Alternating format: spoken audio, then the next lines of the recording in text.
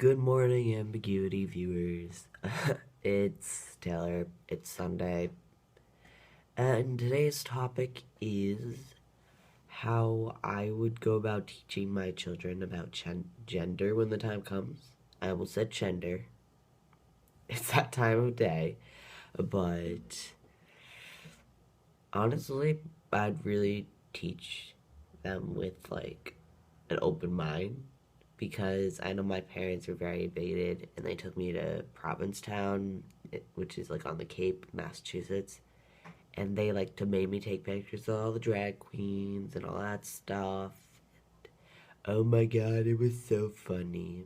It wasn't funny because here I am, but they considered me to be a girl. I hate saying that, but that's how I was perceived for most of my life. I'm just checking. Oh shit, the brightness went up. Cool. It looked dark, so I wanted to make sure it was okay. But I was perceived as a girl, and there was no other option for me, apparently. That's how my dad perceived it. My mom was very fluid. So I look up a lot about how she raised me as a child and how she raised me now as an adult. I'm not an adult. I love Disney movies. I'm not an adult. Why did I say that? But also, like, I'm at college, so that makes me more of an adult than I was last year. Um, just general things that I would do as a parent, educate kids because children know their gender identity apparently as as early as 4 years old. That's what this guy I speak with told me, so I'm trusting that. But also, you can recognize at any point in your life. Like I recognized mine at age 12, which is pretty cool. Well, no, not cool because I realized I wasn't the gender I was assigned at birth. So that's not too cool. But just showing children that there's that fluidity and that you can be fluid. And I know I was talking to my professor about all this stuff that's been going on, especially in the media, of trans youth having horrible parents and ending up having to harm themselves in ways that, oh my god, they're absolutely terrible. I should put a trigger warning that I was going to mention that, but I did not know. But something I was talking to him about was the fact that trans people, actually no, my teacher's trans, and his friend who is cis raised their raised a child using they them pronouns, which I've always been intrigued about because I didn't know how the progress worked. But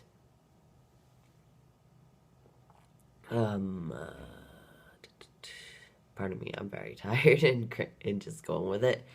But I know that he the child ended up using she her pronouns because schools don't enforce they them pronouns. Nowhere enforces they them pronouns besides in the household, maybe a few accepting friends and family. So that's something that I've seen people having to come out because of their surroundings. And that's a very interesting method of using they them pronouns in real life, in childhood. That's the term, not real life. But also just eliminating those gendered practices. Like I'm gonna get my kid orange stuff. I don't care. Just kidding. Orange is gross. I hate orange. But I'm gonna get my kid really, really nice. I don't care the clothes. I saw flannels for babies. I'm gonna get my kid flannels. I don't care. Flannels are everyday, gender neutral apparel. But that's just my thought process on everything, and just a few announcements, updates, etc. I am officially 4 months on testosterone as of Friday, so I'll put that video in the description below. I just want to say quick congrats to Riley, who is getting his top surgery tomorrow, which is super cool, and I'm so happy for you.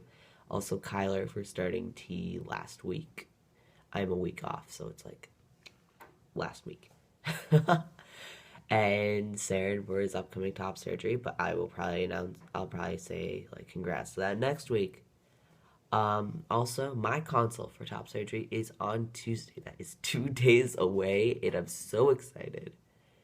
But it is 2 days away. I just got a haircut, so that's why I look very large in my face. But yeah, I guess that rounds everything out for today. I hope everyone has an amazing week, as always. And I will see you next Sunday with more news and awesomeness. Okay, bye.